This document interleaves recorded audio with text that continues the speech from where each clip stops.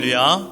하나님의 크신 사랑이 이 새벽에 우리 가운데 가득한 줄 믿습니다. 우리는 오늘 누가복음 23장 26절로 43절의 본문을 통하여 비아 둘로로사라는 제목으로 하나님의 말씀을 함께 나누도록 하겠습니다.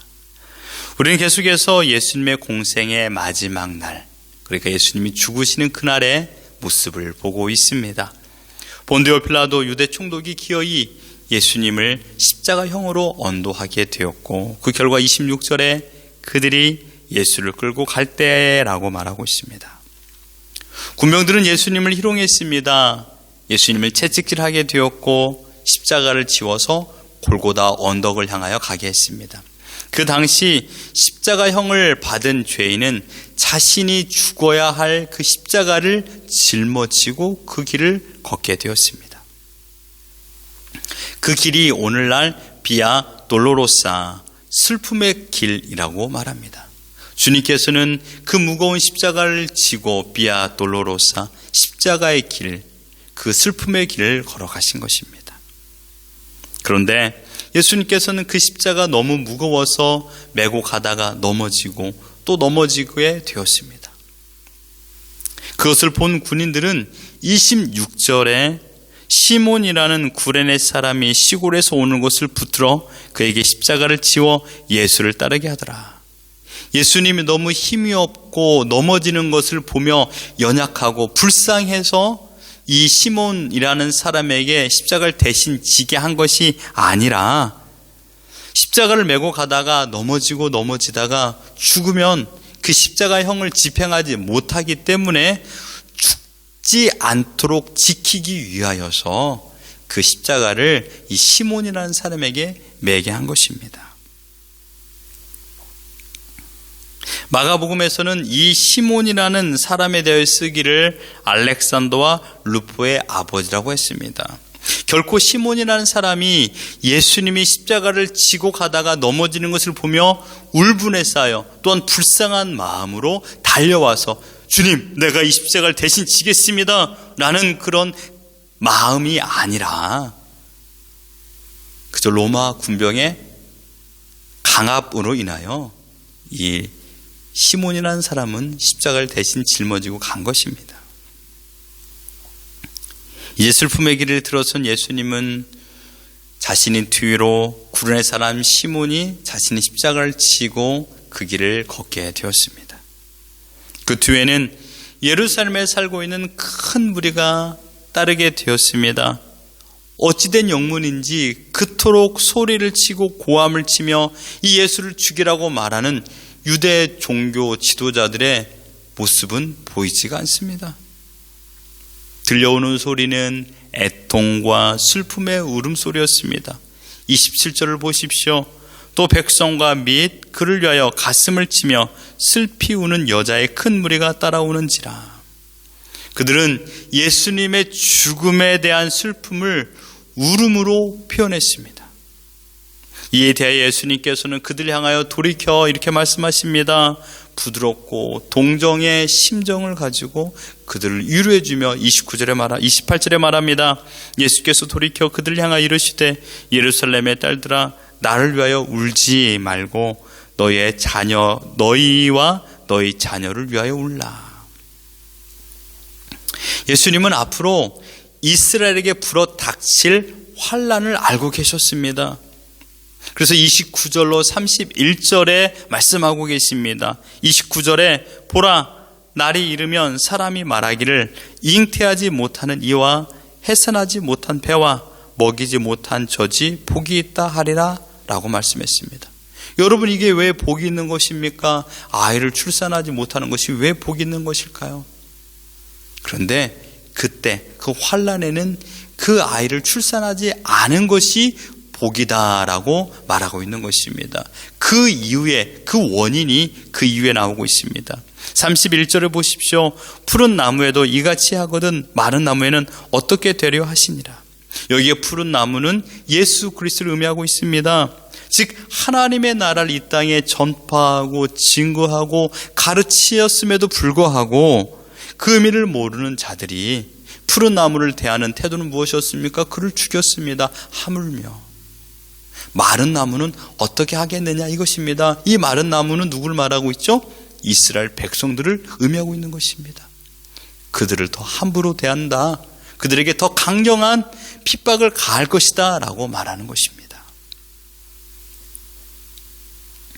이런 어려움을 당할 그대들과 그대들의 자녀들이 그 슬픔을 당할 터인데, 나의 죽음보다 당신과 당신들의 자녀들이 받을 그 고통이 더 심하기 때문에 나를 위하여 울지 말고 여러분과 여러분의 자녀를 위하여 울라고 말씀하신 것입니다.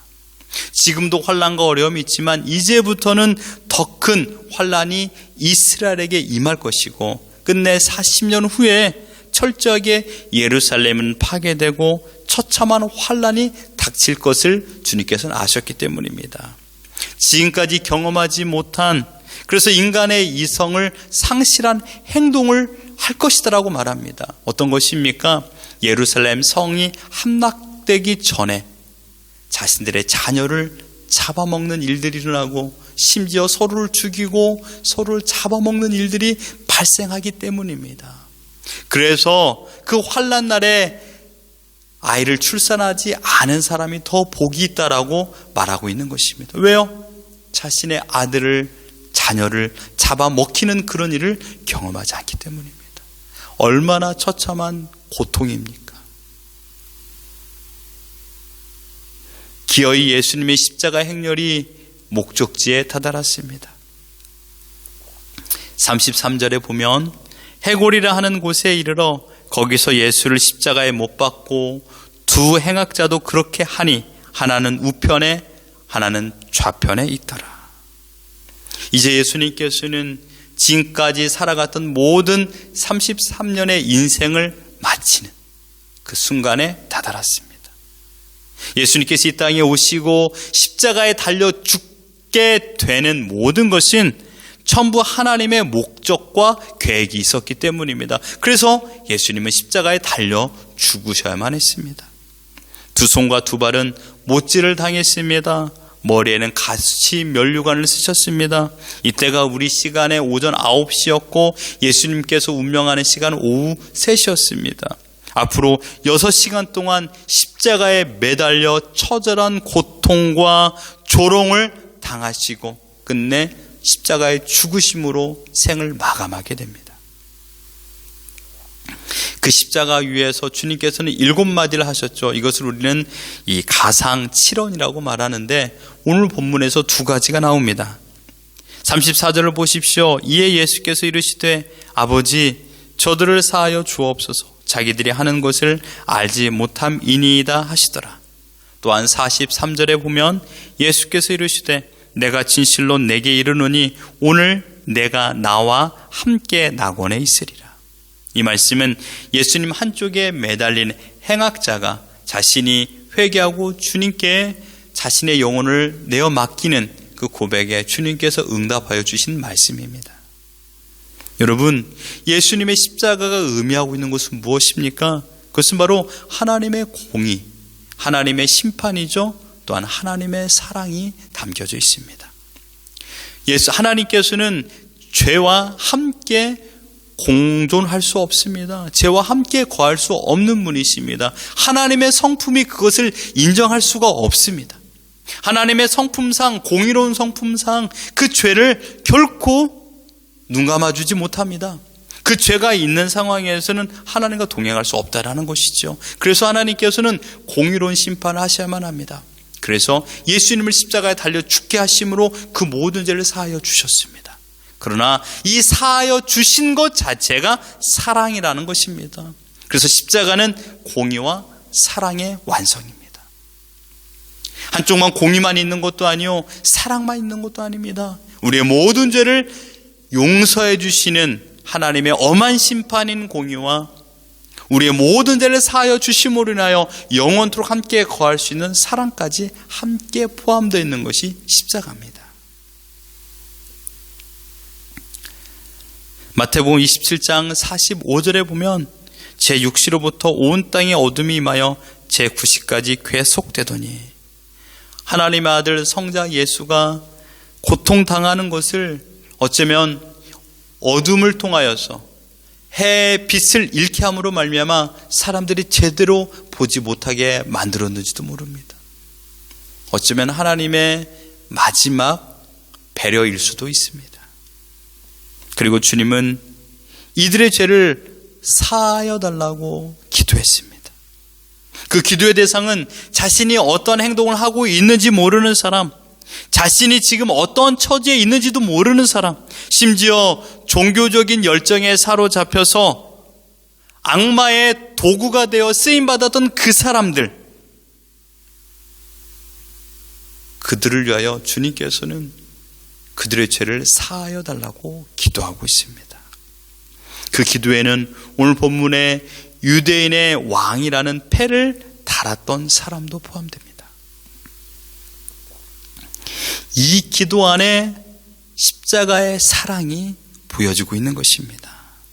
아마 지금은 이 사실을 그들은 모를 것입니다. 나중에 예수 그리스도가 십자가에서 죽으시고 부활하시고 성령님께서 이 땅에 오므로 말미암아 자신들이 얼마나 극악한 죄를 범했는가를 알게 될 것이고, 그것이 주님과 하나님을 그것이 얼마나 하나님께서 싫어하는 죄인가를 깨닫게 될 것이며, 더 나아가 그 죄로 인하여 자기가 영원토록 고통받을 것을 알게 될 것입니다. 그리고 그 깨달음으로 말미암아 회개하고 주님께 나오는 자들이 있을 것입니다. 바로 그들을 위하여서 회개하고 주님께 돌아올 그들은 누굽니까? 창세전에 하나님께서 선택한 그들, 주님께서는 그들의 죄를 사하여달라고 기도하신 것입니다. 만 백성이 아닙니다. 물론 만 백성이 다 주님 앞에 돌아와 회개하고 구원에 이르면 좋겠지요. 그러나 그런 일은 일어나지 않았습니다. 하나님께서 창세전에 선택한 그들이 회개하고 주님 앞에 돌아오는 그들의 죄를 용서해달라고 주님께서는 기도하신 것입니다.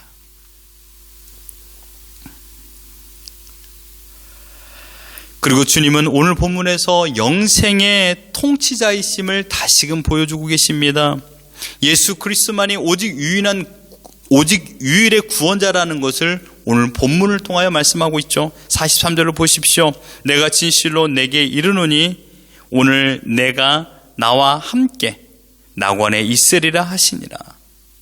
두 명의 행악자가 있었습니다. 그들은 시작은 그들의 십자가에 매달리면서 예수를 향하여서 조롱하고 욕을 했습니다.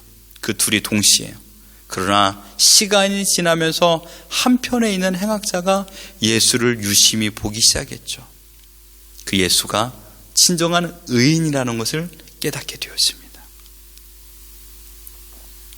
그리고 예수님은 왜 죽어야만 하는 사람인가 라는 생각을 하게 되었죠. 자신은 자신의 죄로 죽어 마땅한 자가 맞습니다.